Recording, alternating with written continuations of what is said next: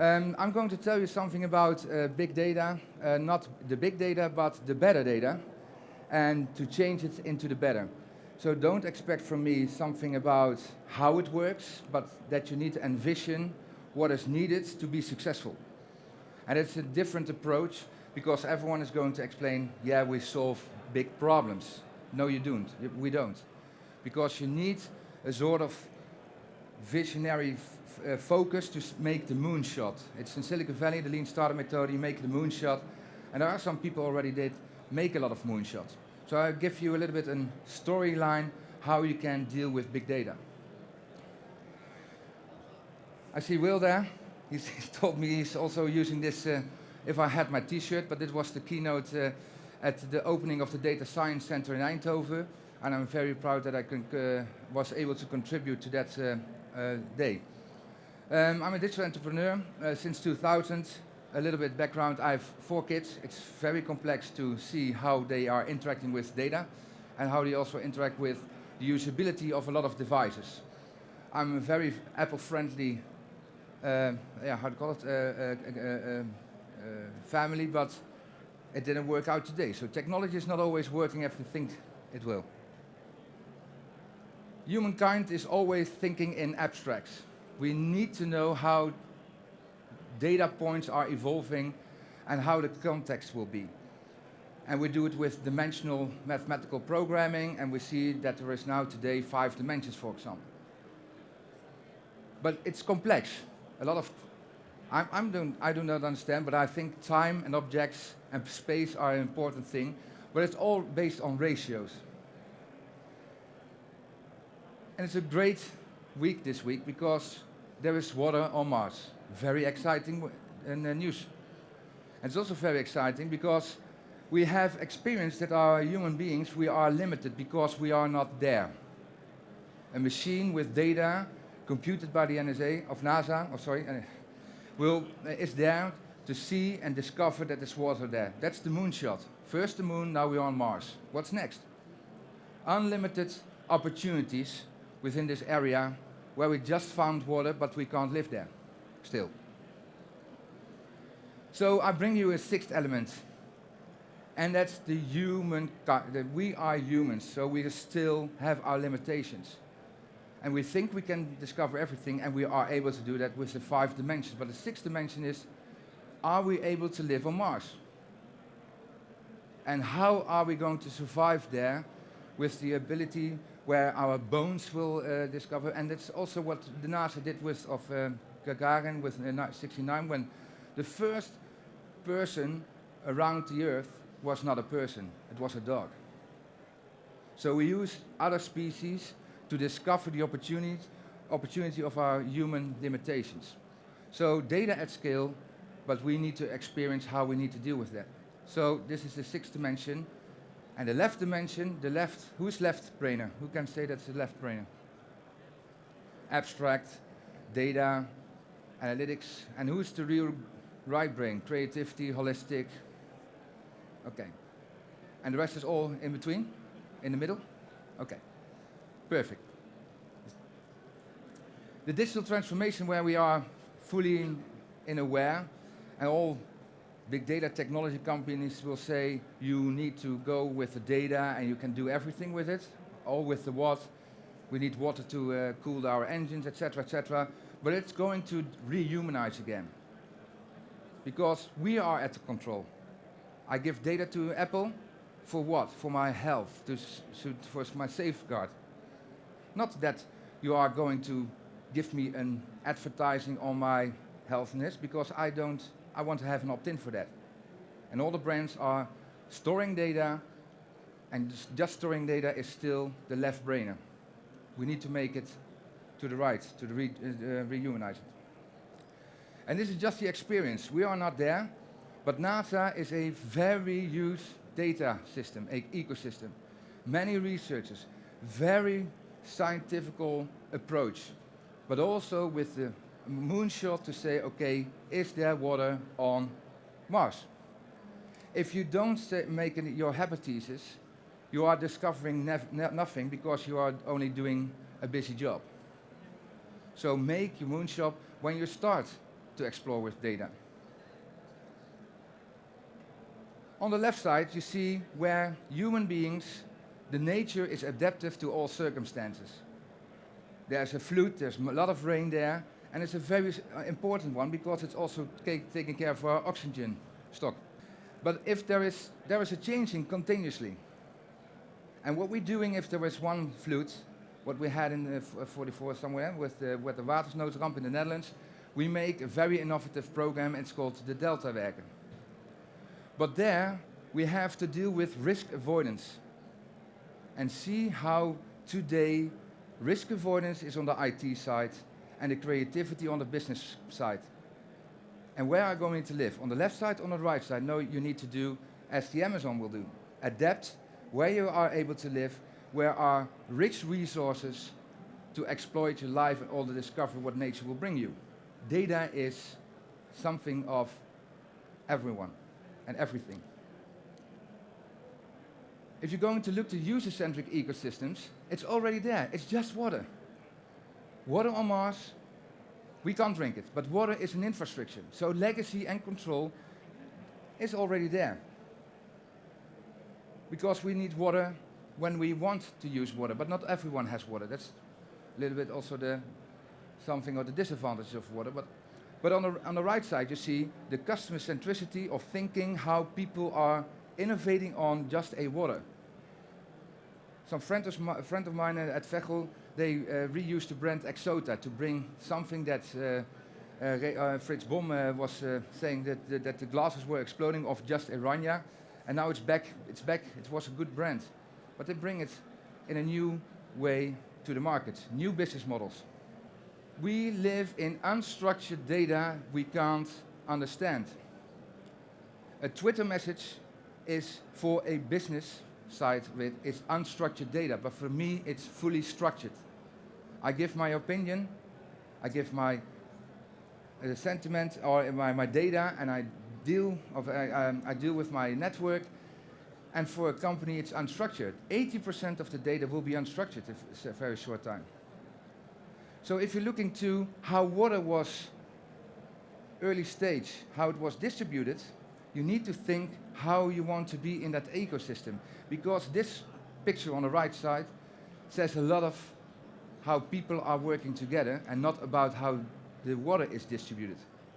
Because the ecosystem behind that could be tomatoes, it could be lettuce, it could be a full infrastructure. The food chain is starting there. Unstructured is everywhere. Internet of Things, smarter cities, all kind of programs. We're talking a lot about how we need to deal with it, but always from the what, not about how we're going to solve it and how can we make people enthusiastic and inspiring to make a very big moonshot, what is really needed there. And what we discovered is that a data stream will bring you this opportunity, similar like they did with the water distribution there.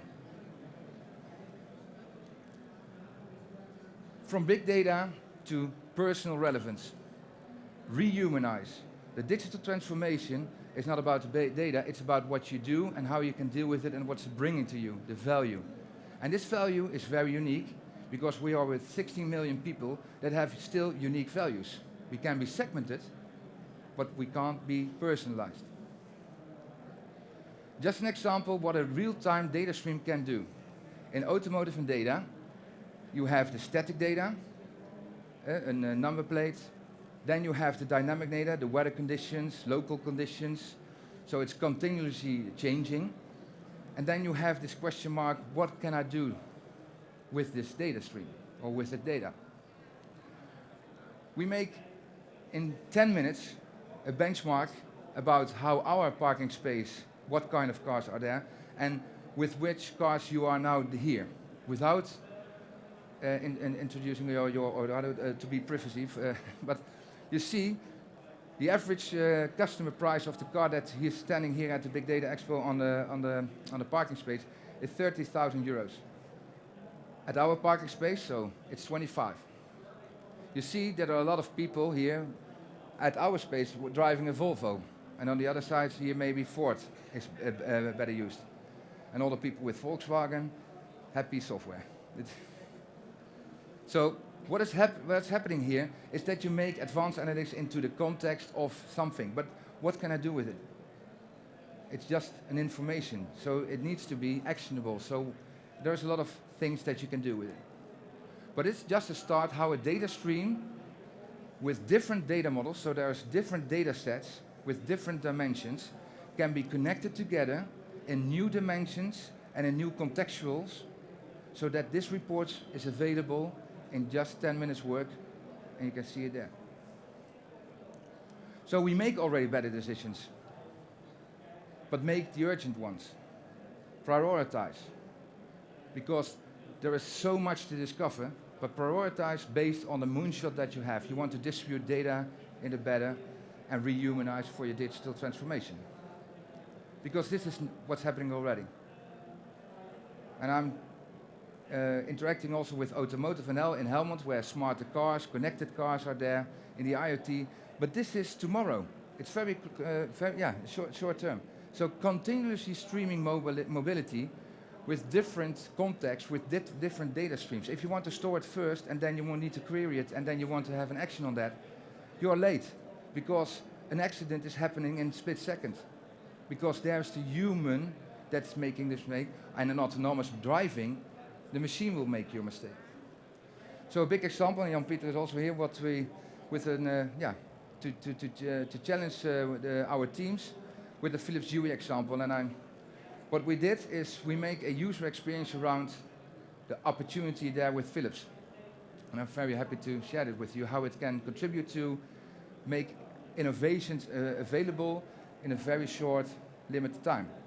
So Philips told us we have Excel sheets with a lot of red, green and blue digits for light scene. So you have the LED lamps have yellow, and it's red or it's blue, and they're all kind of scenes. So they had 1,700 different scenes that were computed by the users of the Philips Hue. So what we created is something on the right side, someone who is very creative, he or she make the scenes out of it. So a reference to say, make a picture out of it, the data is underneath. Then we take the external data into account. Worldwide, we're using local weather information, but also the temperature and the local time. So because if it's evening, then you use your lights. When it's morning, maybe you want to have a waking up light. So the user experience, here is something where you can innovate and help your teams together to evolve in a product where what you are rehumanizing. But this is what I already know. And it's going to land because it's mood sensitive. I was on an MIT accelerator program in Boston. I had 2 weeks there. It was a very great journey there. And there was someone who invented a wake-up light for sleep disorder, just looking for something of money. And he's now bankrupt, but he was involved with this project because I saw the ability to work together in the better, and there you have failures, and bless your failures because then you're moving forward.